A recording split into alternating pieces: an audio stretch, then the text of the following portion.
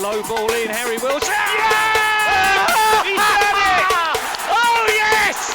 Oh yes! Across the face of goal, headed in. Yeah! He's done it! What an introduction! Off you go! Hello and welcome to That's So Craven, your one-stop shop for all things Fulham. This is Dave and this is After Dark. We're streaming live tonight on X, YouTube and Facebook. Well, we think X, it's currently playing up, but we'll get there. We'll keep refreshing until it works. And welcome for everyone who's joined us. And please send in your questions and your comments throughout the show and we'll do our best to answer those throughout.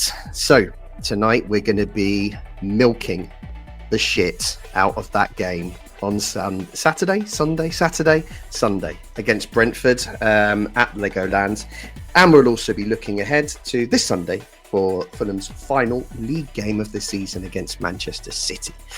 And joining me tonight, it's the Thursday night MVP, it's Fulham legend Mary Southgate. So Townsend, how are you?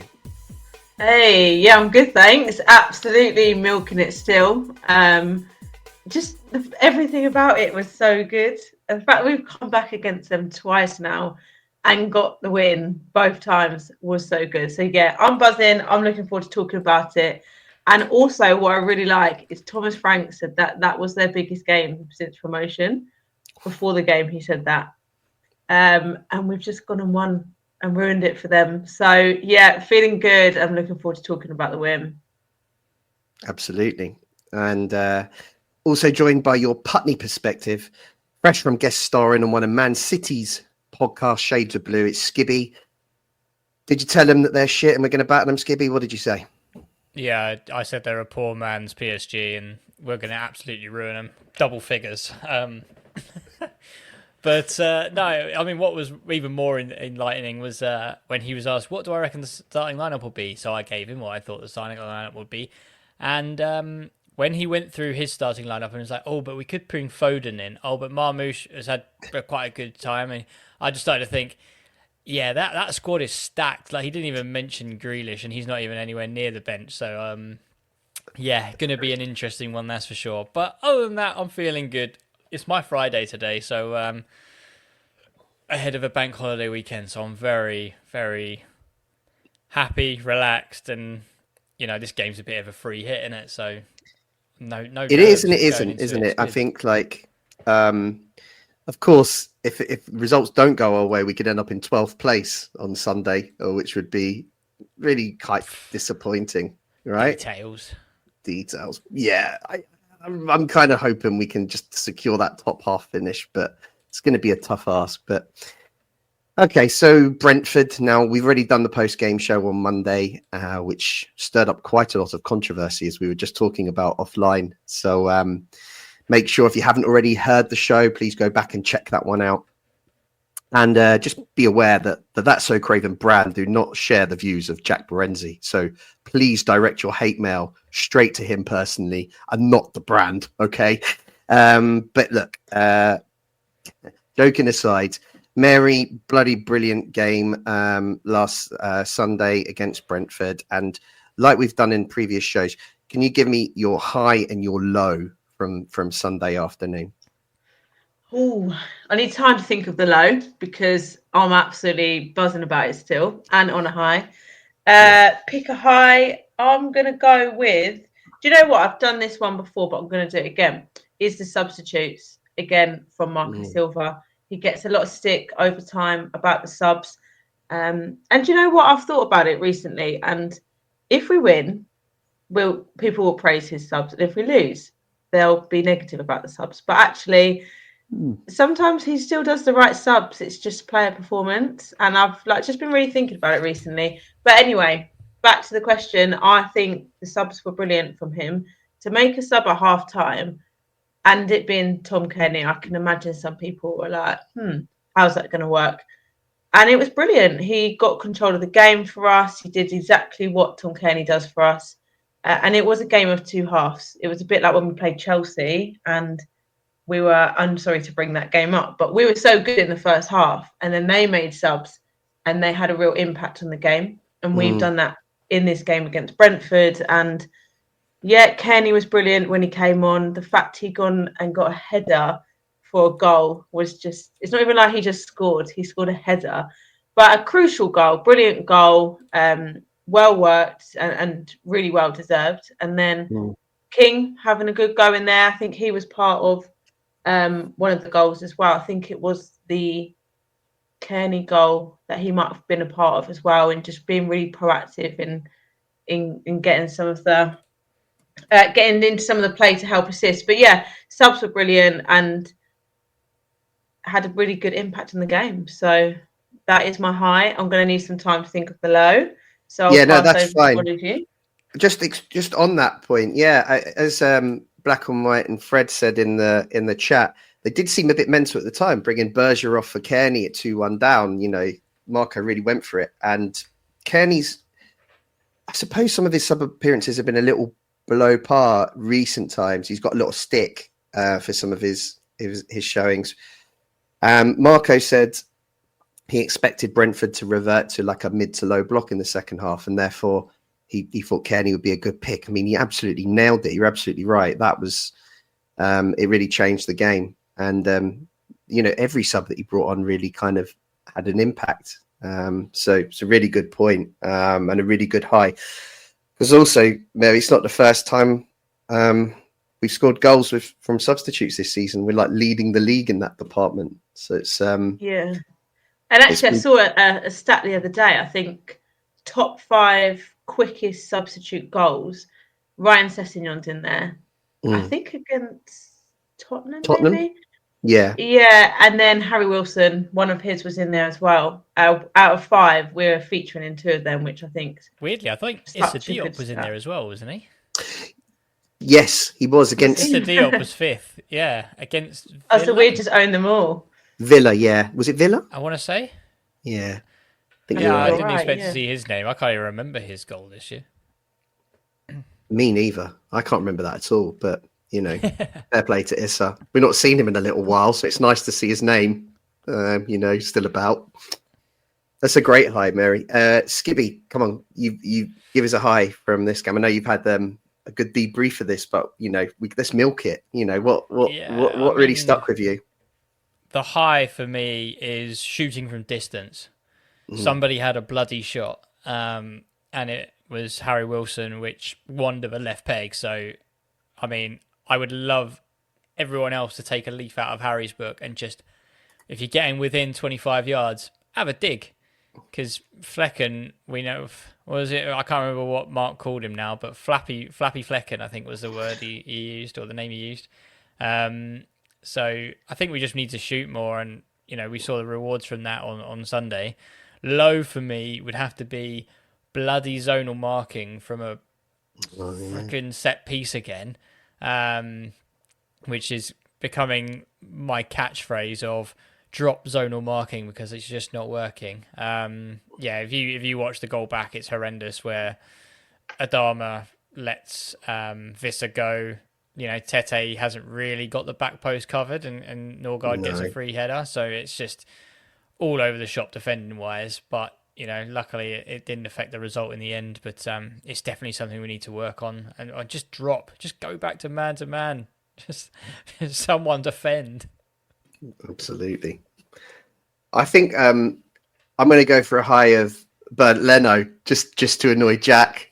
But I thought, what a man of the match performance. I mean, he's got to be our number 1 for the foreseeable future, right, everyone? I'd say that a bit tongue in cheek. I actually do want to bounce on that, though. Yeah, I do want to bounce on the Leno part because I didn't have another low. I'm going to go with another high, which is sort of against that. But that's all right. The penalty, I think when Bremo scored every single, I think he's had 11 penalties and he's scored all 11. And that's his first miss. And I think that is a great high because when you've got a penalty taker that's so confident and so, like, success rate is so high, well, it was 100% until they played us.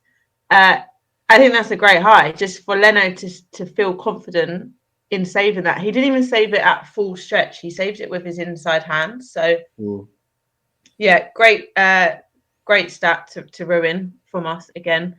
So Yeah, a I'll couple go of with things another on that high. which I thought was quite funny. One was Thomas Frank asking them to check it to see if Leno was off his line, which he clearly wasn't. What an idiot.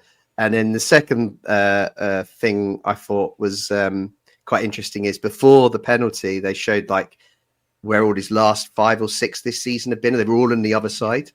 And so left. I think that makes it a little bit more impressive, actually, that Leno kind of read the situation well on the day. What was Leno doing diving to the right? Yeah. Yeah. Questions have got to be asked, but it worked. Yeah, it worked. Bizarre. So, yeah, and it wasn't just that, though, Mary. He also pulled off some cracking saves at the end of the game. I think there was a header from, I think it was Norgard right at the end. It's a really good save. Right in the bottom corner, wasn't it? Yeah. Bottom corner. It was a really good save. So, yeah, I think Leno gets the high from me. And in terms of the low, I guess again, like you, Mary, I'm kind of scratchy. I mean, we were down at half time. I don't think we played particularly great in the first half. I thought the referee was pretty shit for both sides, actually. You know, I think Tete's first yellow card was incredibly soft, but probably could have gone after that. He got away with one. But then for him to even it out on Wissa, which was just such a blatant... 2 blatant yellows. Yeah, I thought that was really, really disappointing. And then he scored like 2 minutes after. Yeah, exactly. And the penalty was so soft. I mean, how often do you see that happen and nothing gets given? And, you know, I was talking to friend Michael, who's been on the show before about it. And he was like, how many times are Brentford going to get soft penalties against us? It's happened 3 games like 2 or 3 games in a row. It's been ridiculous. So I'm going to criticise the ref. I'm going to throw him under the bus. They have actually had the most. They've had the most penalties, I think, this season out of any Premier League. They've had 6, which I think is the most out of any Premier League team. But not saying that they're all soft, but yeah, there are some soft ones, including last week. I think they were all soft. I haven't seen the others, but I'm sure they were soft. But yeah, so fabulous afternoon. I mean, I think that's the special thing about this season, isn't it? It's been the moments. Of course, it's kind of ended a little bit, like our form's been patchy and we've lost quite a few games. But for the season for moments, this one's just going to be remembered, you know, for so many years. To beat Brentford, do the double over Brentford, and especially in the manner of both of those games. And then, of course, Chelsea away sticks out as well. It's just these incredible results that just aren't going to happen every year. So we've got to savour them. Hence why we decided to milk Brentford one more time tonight.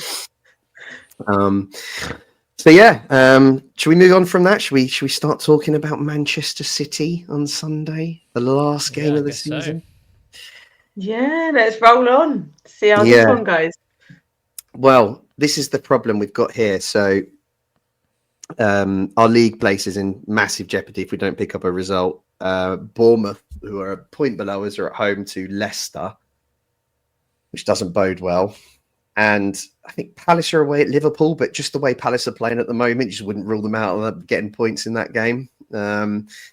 So I'm kind of looking down rather than up now. We could theoretically finish 9th if we win and Brentford drop points to Wolves away. I think that's right. Yep. But it makes a difference because every league position's worth just over 3 million. So to drop from, you know, there's an additional 9 million to play for really if we can get the win on Sunday. So it makes a big difference. It's probably to our funds, I suppose, that are available this summer. So I guess that's a place to start. Skibby, you were talking about this earlier on the Shades of Blue podcast. What did the guy from Man City think about how they're playing and what the chances were of them picking up a win as they normally do against Fulham on Sunday? Yeah, I mean, he was optimistic-ish going in because obviously they're off the back of a bit of a dominating result against Bournemouth, which, you know, kind of suggested Man City are now sort of back to their best, or at least to me anyway. And they're still fighting. Unfortunately for us, they're still fighting to secure a place in next year's Champions League. So I think they need a minimum of a point to secure that. So we know Pep Guardiola. He's not going to come wanting a point. He's going to want to come to dominate and win. So I think, you know, on the podcast earlier, he was sort of saying that they're going to hopefully win, edge it by a goal, but if not, they think there might be a draw. But I think that's kind of, you know, a bit pessimistic, if I'm honest, because, you know, when you look at Man City against Bournemouth, you know, it was very much similar kind of stats, which they dominated the ball, they had more shots, you know, they got Haaland back, they've got, you know, Marmoush scored an absolute worldie. The only optimistic point here is that Kovacic is banned, I believe, unless I've missed any overturn of that red card. But you know, you look at their team of even their back four of Guardiola, Akanji, Diaz, and Nunes. Matheus Nunes, he's still a very good team. Yes, De Bruyne is playing in his last game. But again, they've still got Bernardo Silva, still got Marmoush, Doku, Phil Foden coming in. And, you know, Haaland it's been a bad season for him, but yet he's still a ridiculous goal scorer. This is something that I mentioned on that show, which was not saying we miss a Haaland in terms of quality, but just in terms of consistency. The fact that he's on the pitch, he only needs 2 or 3 chances and he'll grab a goal. And this is what I was saying to him, is that I would love to have a striker, you know, score half the amount of goals as Haaland, but, you know, take his chances, because we only get the 1 or 2, 3 chances a game and just need to take one of those. The fact that, you know, Haaland is going to be on the pitch, he's only going to need 1, 2 chances. He's probably going to get about 5, if I'm honest. Just because I feel like when you look at Fulham's past results, it's fatigued. Iwobi is knackered. Bless him. He's had an absolute storming season, but he looks shattered.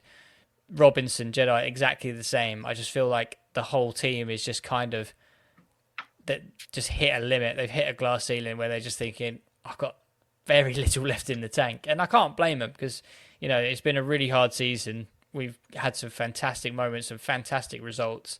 And I think just injuries and squad depth maybe let us down right at the last. But yeah, I think I'd be stupid to go into this game thinking, oh yeah, we're definitely going to give Man City a game and could walk away with 3 points. But all I really want from this game, from last game of the season, is we go toe to toe with them and we give it a best shot. You know, best team that the Premier League's ever seen in the last sort of 5 years, if not longer, probably even like 10 years. But they've still got a target on their back, right? We want to beat Man City. Everyone wants to beat Man City. So there's that going into it. One last hurrah in front of our own fans. I feel like there's got to be some level of optimism, but I won't be too down and out if we walk away from this with like a 5-0 drubbing, which I've seen before. I remember back in the day when we had Tevez, Yaya Toure and that come to the Cottage, and I think we were 4-0 down at half time. But every goal was just unbelievable. And I just think that, yeah, Man City have faltered this season given their injuries to Rodri, and I think they didn't have any centre-backs for a while. But they've still got those players which would walk into any team in Europe. So I've got to kind of stay in the reality zone of this is a ridiculous team that's coming to the Cottage on Sunday and could definitely cause problems. For sure. But Mary, you know, we took out the champions only a month ago. So, you know, we've got you know, we're no stranger to turning up against these kind of teams and getting points. I have just had a quick look back though, and the last time we beat Man City at home was 20 years ago. So it was the 5th of November 2005, where we won 2-1. And the last time we've actually beaten them in, you know, home and away was 2009, 12th of April. We won 3-1 at their place. Since then, we've drawn 3 and lost the rest. I can't even count how many games that is. I think we lost 17 in a row. 17 games. So that is a good stat to try and ruin now. We're on a good roll with this sort of stuff. So absolutely. We did it with Chelsea. Maybe we'll do it with them. This is a stat that's got to end. It's got to end. Yeah. How can we lose 17 games in a row? That must be the worst run in the top flight. There can't be many teams that have gone that far without at least getting a draw. So, and a season of moments that we've had would be pretty good if this was the final hurrah, right? Yeah, it might happen. You never know. 17 in a row we've got to put it into it. And like you say, we've done really well this year with top 5 teams. If you think about top 5, like Newcastle, we did the double on them. Liverpool, obviously, like you mentioned, and we drew away, so they didn't beat us at all. Arsenal, we drew. Am I right? We drew at home, and then we lost 2-1. Close game. Could have been 2-2, the away game. Chelsea, we know how that went. Brilliant away game win. And we played really well first half at home. So again, we put up a brilliant battle against them. All of them are top 5. Man City away was a close game as well. 3-2, I think. Was it 3-2? Yeah, let's talk about that, Mary, because that one was the one where Adama came under so much criticism after the game because he had 3 one-on-ones, didn't he? Like, it was when you watch that back, I mean, we clearly should have got more out of that game. To lose that game is devastating at the time. But I think it show that, they are vulnerable and that, we just need a bit of luck to go our way, would you say? Yeah, I think they're vulnerable at the back. I think we know how, like Skippy said, though, their whole team is good and they're pretty much back to full strength now. Like, they haven't really got anybody out. So they are at full strength, but if I was to pick an area that I think they're weakest, if that's even the word, with Man City, but most vulnerable is at the back. And yeah, like we scored 2 goals against them and could have had more last time. Bournemouth got a goal last week against them. And I think they're most threatening in possession. And they've got I saw a stat the other day, they've got the most passes completed out of every team in the Premier League, and that doesn't surprise me. Like, they are a very good passing team. They're very good on the ball. They've got great individual quality, which is why I think we're going to have to be so disciplined out of possession and just really have a really clear defensive structure, like we said in the last game, because we knew Brentford had 2 goal scoring machines on the pitch, so we knew we had to be quite defensively structured in that. And I think it'll be the same in this game because they're going to want to pass the ball. They're going to be happy to keep possession and dominate possession. And we're just going to have to be clever with... I know Marcus Silva doesn't particularly play counter football on the whole, but I think it's something that we will see at points is counter-attacking football. But then I'm not opposed to us, like, obviously at times, when it's open, playing open. Like, we've had good success from that this year. But when they've got such good quality and the dominance in possession that they'll have, I think we will need to be clever with when we attack. But yeah, we also, like Skibby said earlier, they scored a screamer. Marmoush scored 30-yard screamer last game. And I think they've scored the most goals from outside the box this year. 13 or 14 goals outside the box. So we need to be ready for them. We've got to close them down and just try and stop that happening. Oh, no, but Mary, we're brilliant at stopping shots from outside the box. Yeah, actually.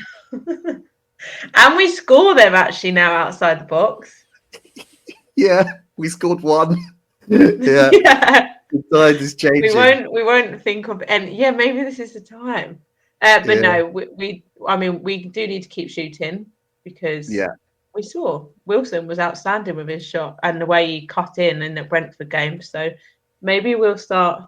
I don't know where we are in the order of shots outside the box, but I know that Man City have 14. I don't want to know where we are. We've only got 3 or 4, I think. Yeah. Skibby, I don't know, did you watch Cup final last week against Crystal Palace? Because City struggled, particularly second half, to break them down. They were just kind of playing that horseshoe style football, going from one side of the pitch to the other. And I just wondered if, do you think there's any chance Marco might try that formation again to try and, I suppose, really lean into the counter-attacking style of football that Mary just described, and kind of low blocking them out of the game. Really, is that something that you could see Marco doing? Honestly, no. I don't think it's in Marco's style. I just think that whenever we normally try and bring, pressure onto ourselves, we seem to crumble a lot. But I think where we saw the first kind of Marco version of the low block was actually in the away game of this fixture, where I think we played Berger and Lukic for the first time.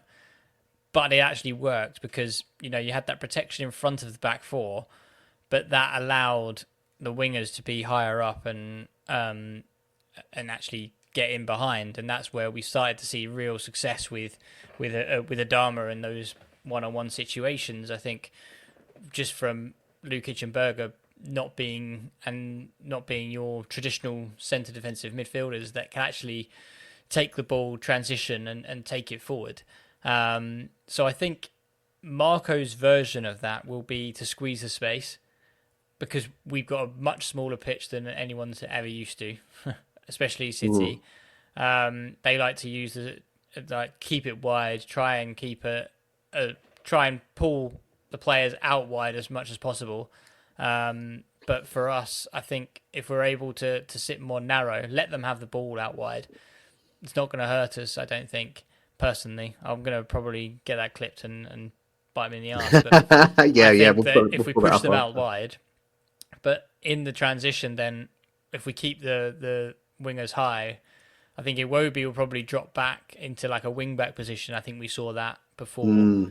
But if you keep whoever the right winger is, whether it be Adama, Sessegnon, or Harry Wilson, I think they've just got to stay up and stay as close to Jimenez as much as possible to allow us to transition into attack. I just can't see us putting everyone behind the ball, even Jimenez. Jimenez probably won't even leave the centre circle, if I'm honest. I think he'll stay high, and we have to. If you don't have an out ball, then it's just going to be a bloodbath, personally. Yeah. So I guess that brings us to lineup. Yeah, I suspect. Well, I don't know how many injuries we've got now. I've kind of lost track of it a little bit, and obviously Marco Silva's pre-game press release won't be till tomorrow afternoon.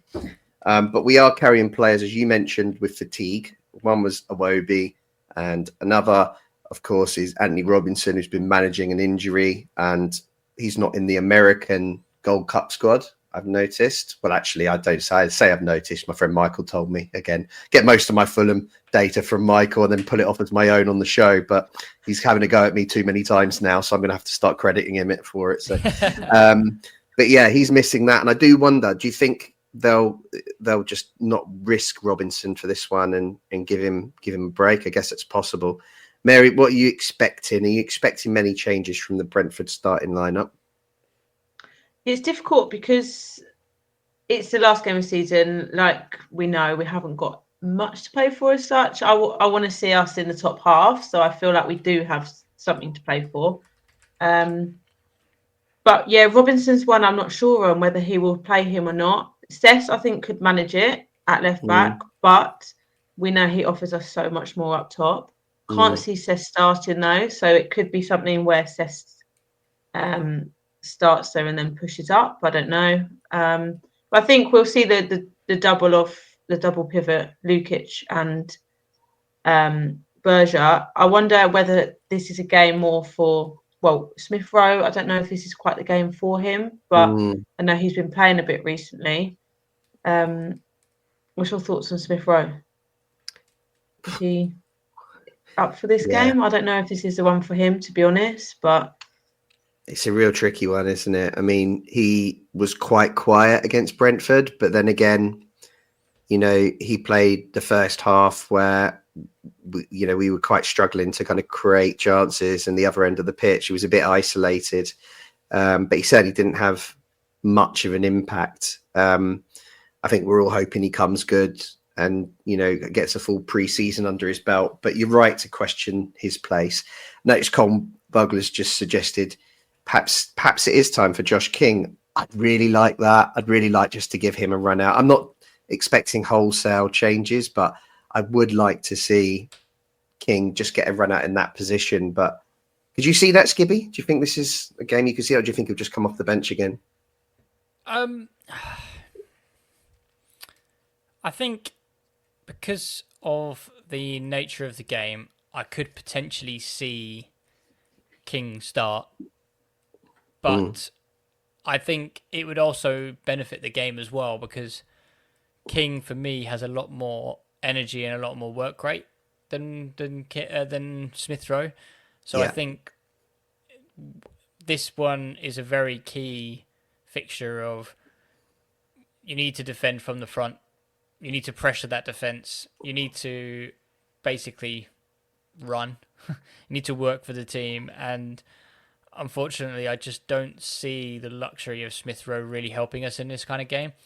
So we talked about the away fixture being the first time that we saw Berger and Lukic together in that double pivot, but it's also the first time we saw Berger Lukic with Pereira and then back in the number 10 for the first time, and he scored. Just thought I'd squeeze that in there. But I think it just really fits that kind of workhorse, really hungry kind of midfielder, which Pereira is. And I think King also fits that as well. It's just whether,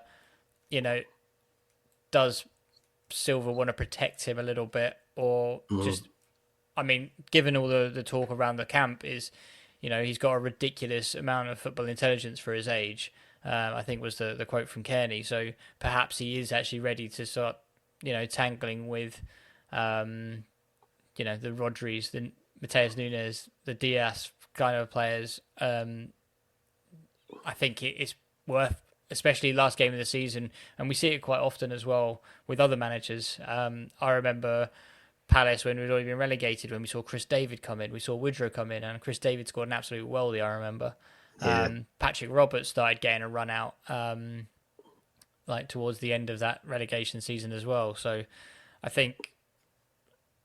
I know realistically we talk about this game could be worth £9 million, but realistically, is 9 million a lot to us?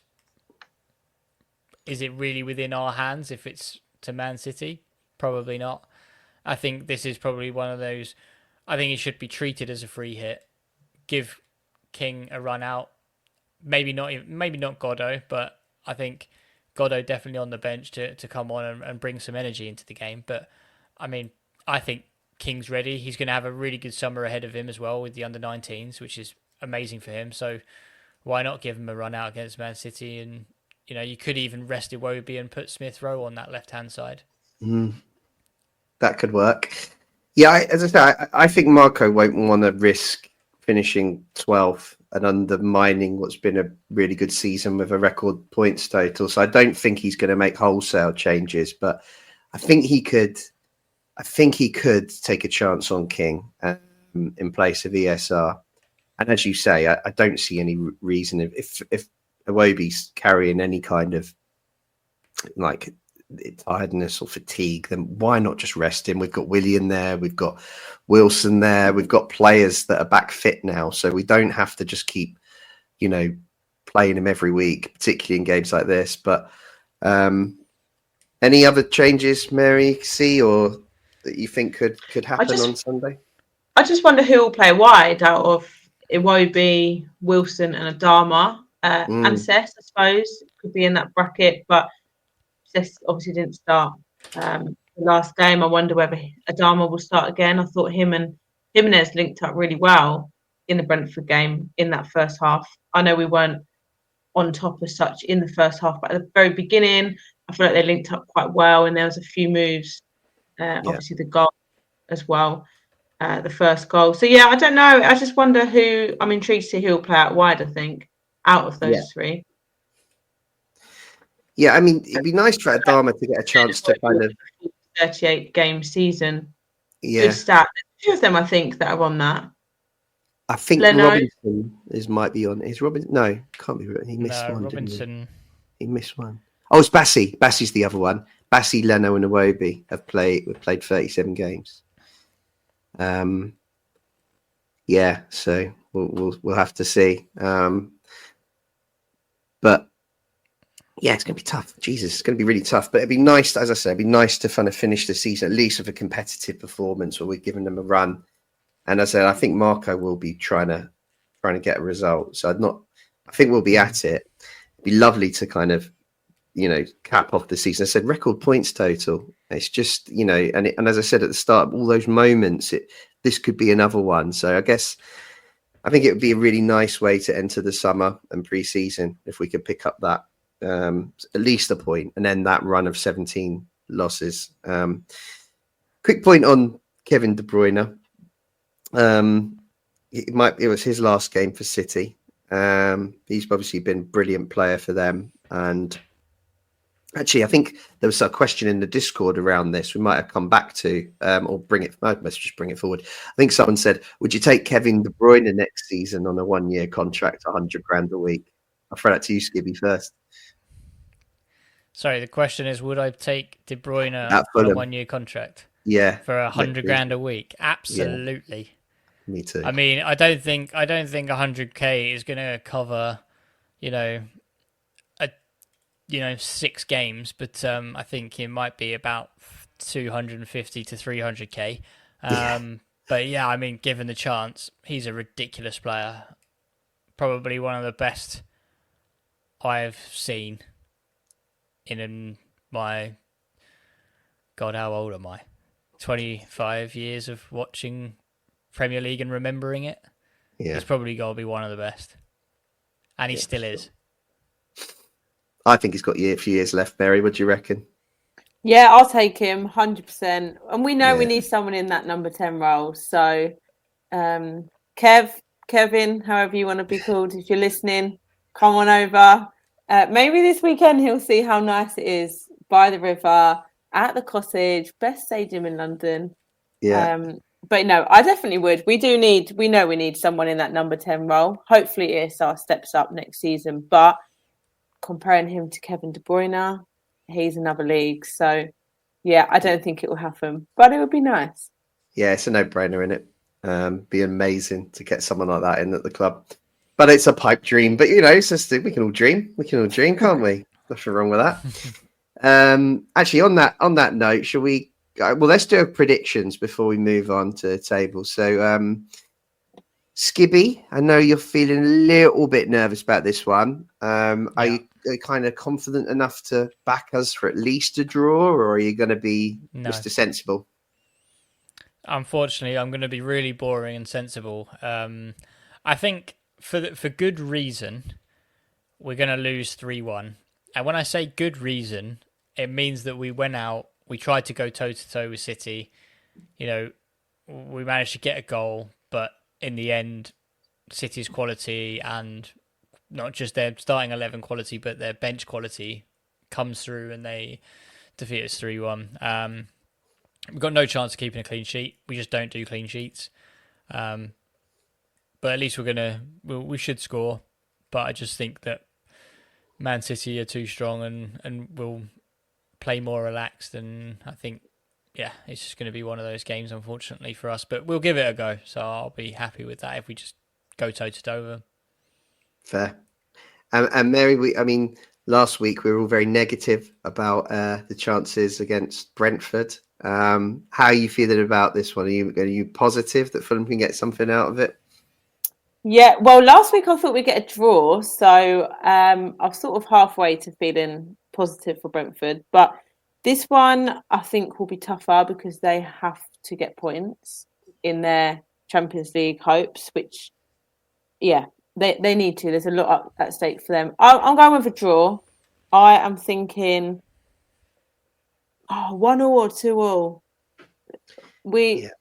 They actually do keep a lot of clean sheets. I think they're on 12 clean sheets, one of the best this year. But they also, but they don't. Yeah, they can concede. So I'm going 1-0 or 2-0, and a draw. Fingers crossed that comes right. I think Colm's right. I think we can get something out of this. I think we'll score. I definitely think we'll score. I don't think it'll be a game where they pick up their 14th clean sheet. I think we'll give them a game, and I think we can give them 2-0. Before the pod, remember we talked about this, and you said we'll either get a draw or we'll get battered, and I kind of fully agree with you on that. I think that I don't see a tight City win. I think it goes one way or the other.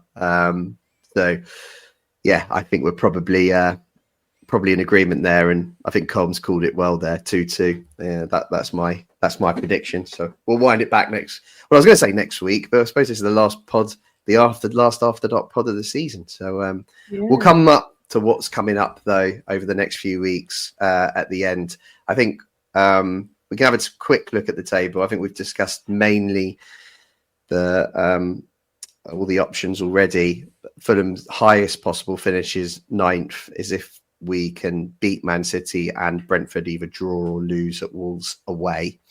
The problem we've got is that right below us are Bournemouth and a point behind us, and they play Leicester at home. So they couldn't ask for a better home game to end the season, really. Although Leicester picked up a little bit last week, still you'd expect Bournemouth to win that. And Palace are away at Liverpool, because technically Palace could jump us as well, which would just be horrendous. But yeah, Fulham can hold their own and get a draw out of it. I think we might be able to, 10 for 11th is probably most likely. Questions, right? There was a ton of questions in the pod. Has anyone got that to hand? We can just go through them. I can bring it up. Yeah. So it basically on our Discord page, by anyone watching, if you want to ask questions for the pod, we've got the Discord group, and in the Discord group, one of the threads is called Podcast Questions.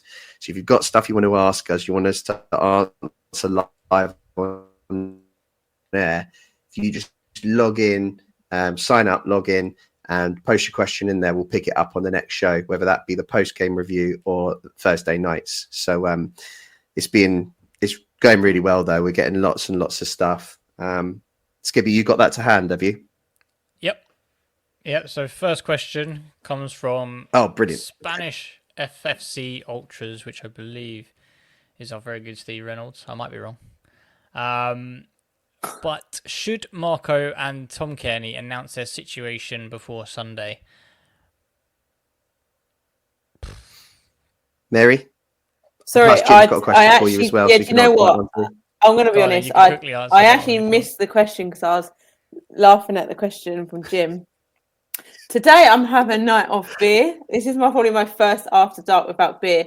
So I've actually gone for, this is my favourite glass, apple and blackcurrant squash. I've thrown it back a few years. But yeah, nice sturdy glass. But I'm just having a night off the beers tonight. So I'm really sorry about that. There you go, Jim. I didn't think it would be noticed, but it was. Jim spoiled it. Yeah. So the question was, I think it was, should Marco and Kearney make their future clear before the game on Sunday? Yeah. Oh yeah, I think they should, and I don't feel like it's going to happen in this short space of time. But how much do we want to be able to give Tom Kearney like the proper, if he does go, proper send off? Part of me now is swaying towards thinking he'll be here next year, because it's sort of quite late on now, and you can see the passion in him. But then on the other half of me thinks the passion in him is just showing us that he does love Fulham. But yeah, as fans, we want to be able to celebrate it properly, not like Tim Ream and others that have gone that haven't been able to. You know, it's the last game of the season. It's at home. We need to know, but I don't think we will. Let's not forget Kenny Tete in this conversation, because he's out of contract too. We're quite devastated if Tete and Kearney both leave this summer.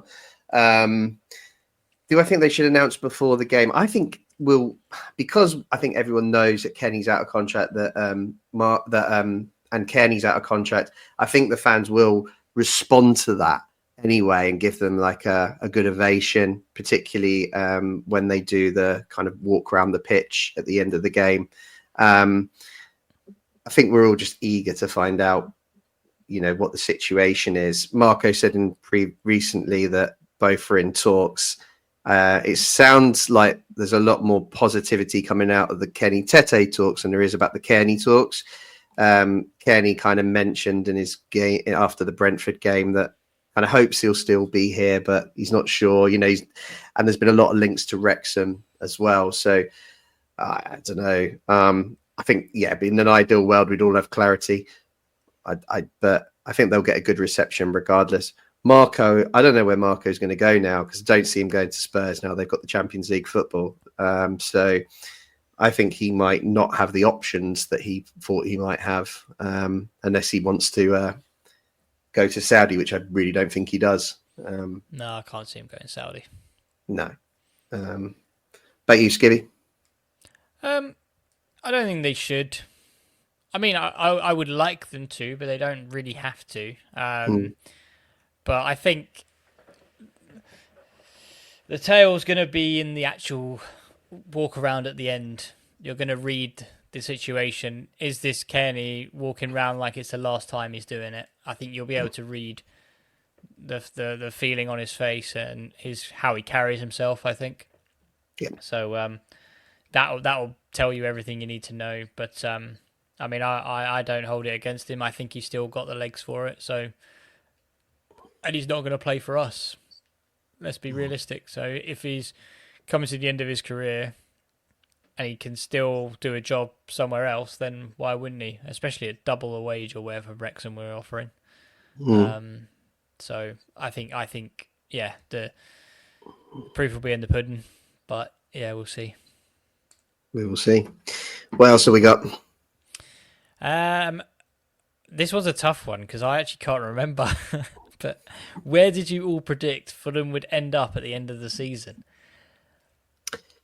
I feel like we did a show on this, so you caught me off guard a little bit. But I'm pretty sure we were probably. I was thinking around sort of 12th and 11th, given the whole departure of Palhinha, just being another rebuild year, as it were. I don't think we were ever really in trouble, but I also don't think Europe was going to be, within our grasp. So, if anything, I've been proven wrong and we've overachieved a little bit, I would say. But I think it was definitely around sort of like 14th, between 14th and 12th, I think, is where I expected. What did you guys think? Yeah, same. I thought it'd be difficult to bounce back straight away, actually, after like what you just said. And I do think we have overachieved, which is why I suppose we're still being critical. We're always going to be critical on things, and there'll always be moments we say, "Core, if we didn't concede then, or if we scored that goal, we'd be winning the league. It'd be amazing. We'd be having a bus tour." But yeah, I think we have done a lot better. And like we mentioned earlier, and you said earlier, Dave, it's the moments that this year have been so much better and so many moments to celebrate. But in terms of where I thought we'd finish, probably about the 13-12 mark, and just be comfortably mid-table. Whereas actually this year we may well end up mid-table, but we've had so much excitement along the way and so much to fight for pretty much until now. So true. Yeah. I can't really remember. I don't think I thought we were going to be in Europe or in a relegation battle. I think you're right. I think obviously losing Palhinha. I remember being quite excited by Anderson coming in and ESR as well, actually, funny enough. Both have maybe underperformed. I don't think I was thinking we'd finish a lot higher than where we are now. Any others? Always. This one's an interesting one because this was a question actually I wanted to ask earlier, but I will piggyback off Jim's question. So, his question is, if Pereira goes, do we replace him with Josh King or an overpriced nobody from somewhere else? And I guess the follow-up that I had to piggyback off this first was, are we seeing Pereira going in the summer quite definitely because of the way that he was left out of the Brentford game. Like, he was on the bench, he was an unused sub. So, we've seen that kind of behaviour similarly with, Tosin to not being selected. But to be overlooked for Josh King in a game where we were losing, which was a must win, not saying it was a wrong decision, because obviously it's paid off, but an interesting one when you think about the mentality of Marco and how well thought of Pereira is in that dressing room by Marco, to go with your inexperienced 17-year-old instead of your trusted one of your captains, I would say in the dressing room against Brentford, seemed like a weird decision that kind of indicates he's probably on his way out, Dave. Yeah, I mean, we had this all through January. I think if a club puts in a good offer, in excess of 20 million, I could see it. He's got a year left on his contract. But as I said, it felt like it was going to happen in January. It never did. So, who knows? I do think it will. I don't think we'll force him out. But I think if an offer comes in, I think he will probably want to move if an offer comes in as well. I think he wants a new challenge. I get that impression, even though there was a bit of denial around what was said in that interview back in November. He definitely mentioned that there was clubs looking at him and appeared to be quite, interested in that. So I think if a club comes in and makes a £20 million plus bid, the club will think 1 year left on the contract. He's 29 years old.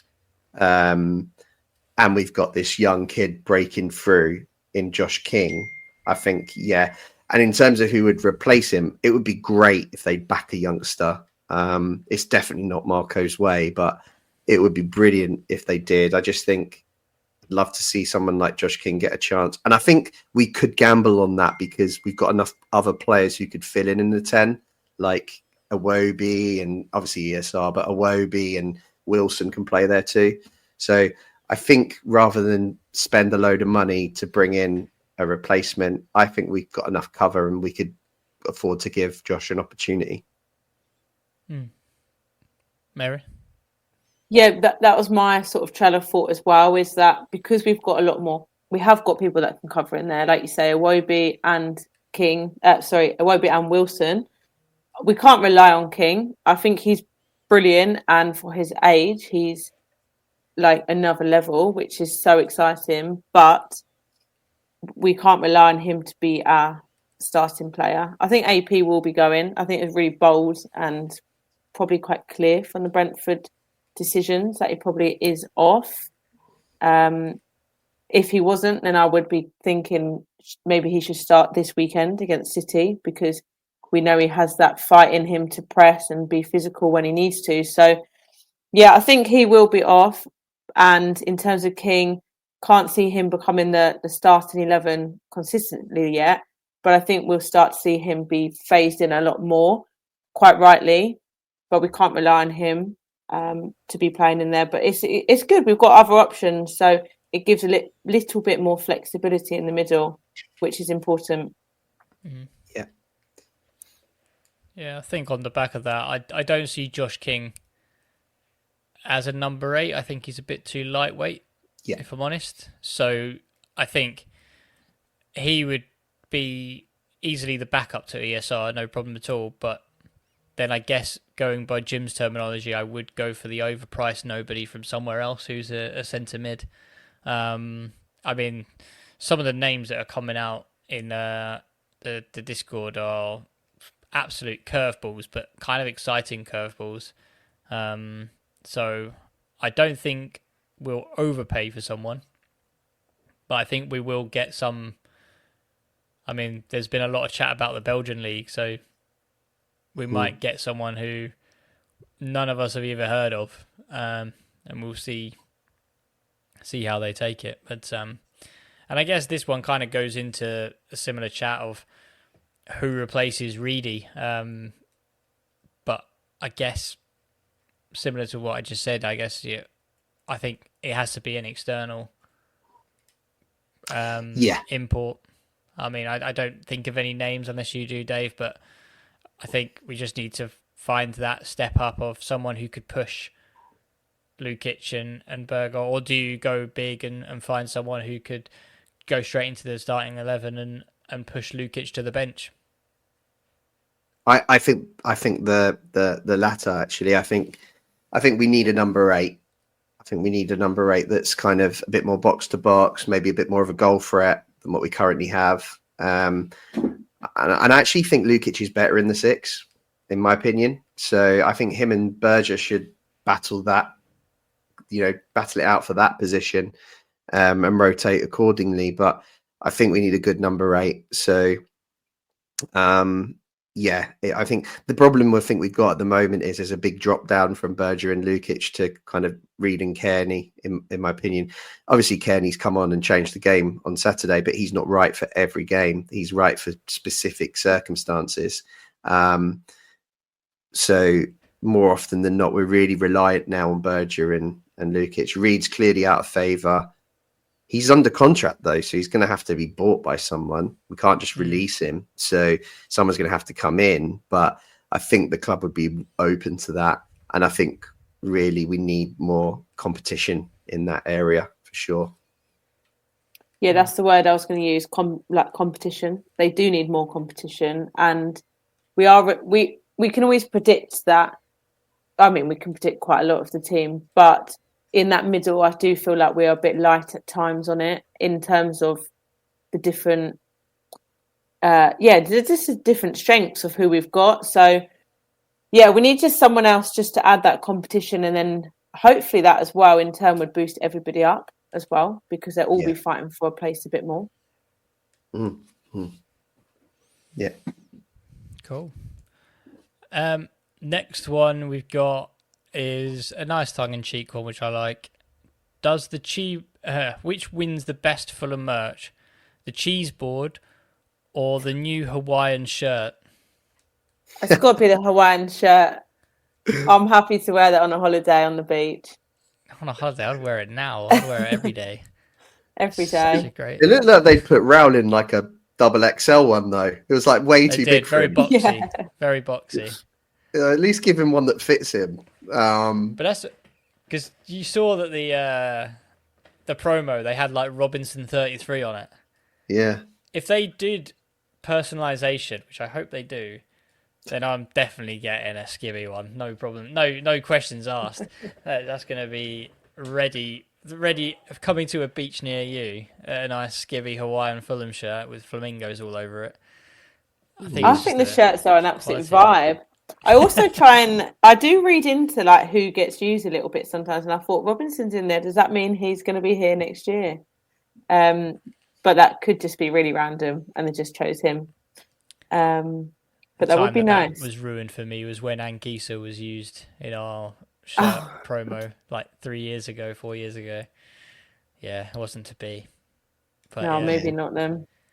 I reckon Dave's more. I reckon Dave. I could see you wearing the Hawaiian shirt, but I reckon you definitely have a Fulham cheese board at home. I think the cheese board's just hilarious. It's just leaning into the stereotype from all those kind of, pictures on X of Fulham fans on their way up to the game having oysters or whatever on the train. So I like the fact we've leaned into that a little bit. So I think the cheese board is just. It still wins it for me, but to be honest, I haven't had a proper look at the shirt. Yeah, I know it's pink and got palm trees on it, but flamingos. I don't know. I can't imagine I'll be buying it, but each to their own.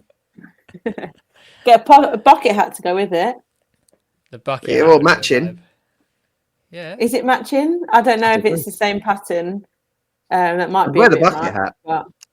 I'd wear the bucket hat. I wouldn't wear I don't think I'd get the shirt, but I'd wear the bucket hat for sure. We could get that, so everyone in That's So Craven could get it, and then I'll easily be able to spot everybody in the hammy end, and then Mark's in the Johnny Haynes. Yeah. It'll be just easy to spot spot everyone. Pink hats dotted around. Yeah, that's a great idea. I should definitely do that. Oh man, but and finally. The last question that we've had, unless anyone wants to throw any in the comments, Claire Green, who would you like our new shirt sponsor to be? So if you don't know, SBO Bet have lost their betting license in the UK and absolute shambles. So I imagine they're going to get replaced, and they've basically defunct their contract. I mean, there's rumours I've seen about AEW, the wrestling, which are currently on the women's shirt. I mean, there's rumours about Royal Caribbean, which I think is on the youth shirt. I think in our under 21s as well, and co. Or other, really. I guess, Mary, is there any preference to you, or? No, as long as we get the Hawaiian shirt, I don't really mind what we go with. Yeah, I don't really mind, to be honest. And sponsored by like Barbados rum or something. Yeah. That'd be good. GMB. I think we should go back to GMB. Are they still around? Or Pizza Hut? We got them coming back. Yeah, Demon Internet, maybe. I think Demon Internet would be cool. Pizza Hut have hit some hard times. I've noticed all the restaurants around me have closed. Oh no. Well, that's why they need. Was that the home shirt had a nice little collar? I think that one, Pizza Hut, maybe. Yeah, no, it was. That's the question. Yeah. What's your favourite shirt? Which has been your favourite shirts over time? I'd have to think about that one. 2003 to 2005 home shirt for me. Puma, the black sleeve. Puma. Yeah, I just really loved it at the time. That was a Dabs one, wasn't it? Yeah, Dabs, yeah. Yeah. And the badge was like in the middle of the chest as well. Yeah. It was really weird. So it's like middle and then Puma on the shoulder. That was a good shirt. That was my favourite. Do you know what? A weird one. A bit of a curveball. So instead of saying the usual Dabs, Demon Internet and Pizza Hut, I would say that... Do you remember the 2000 and... I want to say 16? And it was like the Visit Florida one. It had a bit of like white with red on. It was a really nice... It was quite a clean shirt. That wasn't too bad. And I still wear that as well. That it's actually quite nice. It had like a red band across the front as well. And the Visit Florida was in blue. Yeah, I remember that one. I'm trying to think what year it was, but I think it was 20... I remember that one. I think it was the first year that we actually started playing well. So it was when Djokanovic was in charge. And I remember first game of the season, we beat Newcastle 1-0 from a Matt Smith header. I remember. But, and I think we lost in the playoffs to Reading. Oh, yeah. That was awful. I was there for that. It was awful. Yeah, I was watching that on TV, but I remember the shirt being pretty good. Favourite away shirt is 1997 checked red and black away kit. The GMB. Yeah. GMB. That's the best one for me. Never been beaten. This year was close, but that one was... I've got a thing about the pink away shirt. Just because of the whole marketing mishap of how we launched a pink shirt at the same time Barbie movie was announced, and they didn't collaborate or do anything with it. It was so stupid. Somebody should have got sacked for that, I hope. But Mary, what were your favourite shirts? I don't think we had. Oh, I don't know. Yeah, I do like the Dabs one. I think Pizza Hut might have been one of my first ones. I do like that. I'm not fitting in it anymore, but I've still got it somewhere. I definitely had that too. Yeah. Yes, I like those ones, I think. Trying to think what other ones we've had. I've had quite a few, don't they? They change. Obviously, they change all the time. Lime green away kit, Colm shouting. That's the one. Is that promotion season? I think. Yeah, with Tigana. Yeah. Yeah, I mean, good times in that shirt. I mean, I wasn't a big fan of it, but it was good times. Yeah. It was a statement. Put it that way. Yeah. Any more? Any more? No, I think that's okay. Everything we got today. That's a wrap. All right, that's cool. Well, yeah, we're over an hour now anyway. People probably want to crack on. So, yeah, look, the only thing I will say is I know this might be the last After Dark of the season. But we're going to have more shows after season. So I think the first one is going to be a season review. We're just going to go through month by month, order the games, and just have a little reminisce on all the good moments throughout the season. So that'll be the next show. Then we're going to do an awards show with not just the awards for best Fulham player, but I think we might be bringing the Discord group into this and bring out some awards for people who have been contributing over the years, over the year in that. And we'll also be doing a player review, which we did last year, which was a lot of fun, just looking at all the positions and the contract situations and trying to identify what Fulham need for the coming season. And then last but not least, the one that we all look forward to, I think, in That's So Craven, is the quiz. I think we're doing on the 22nd of June. Mary, you got that in the diary? Yep, 22nd of June. Awesome. So yeah, we got the quiz, and I was robbed last year, so I'm looking forward to just winning. Brush up on Louis Saha's birthday, and then you might have won.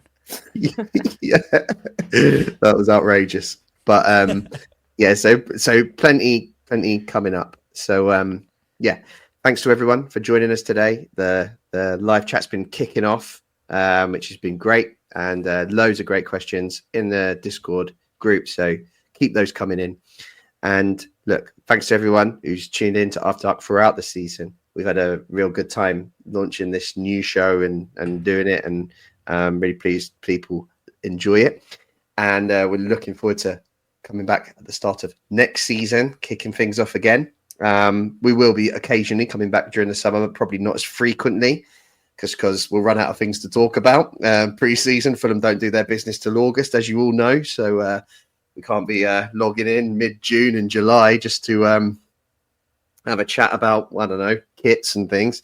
So, but yeah, we will be doing the odd thing. So, quite exciting times. And thanks for everyone joining us. Thanks for everyone following. Skibby, thanks for joining. Thanks for, creating After Dark. Actually, it was your idea. So yeah, thanks for that. I think that's right. Isn't it? I'm the visionary. You guys are the guys that make it happen. So there you go. I mean, it's a team effort at the end of the day. So no, it's been great fun. It's been good. It's been nice to have a beer and not watch the clock and just make sure I'm not overrunning and missing a potential work meeting. So no, it's all good. It's been good fun. Mary, the Thursday night MVP, thank you very much for another great show. Oh, what a season! What a season of After Dark. It's so good. So good to everyone that's joined in the chat as well. I feel like it's really built up, and it's so nice to have like the engagement in the chat. So thank you everyone that's in there. But yeah, it's good fun. One more game to go. Let's see what happens. I think, like we said earlier, it's either going to be a really fun draw or it's just going to be a bit of a hammering. But we'll see how it goes. And yeah, After Dark's been good fun. No, let's finish this season in style. I'm changing my prediction. I'm going for a 3-1 Fulham win. So come on, Fulham. Let's do the business on Sunday and send us all off for a fantastic summer holiday. Mary, if you could do the honours and see us out, that'd be great. This could be the last one for the season. So loud and proud, you right.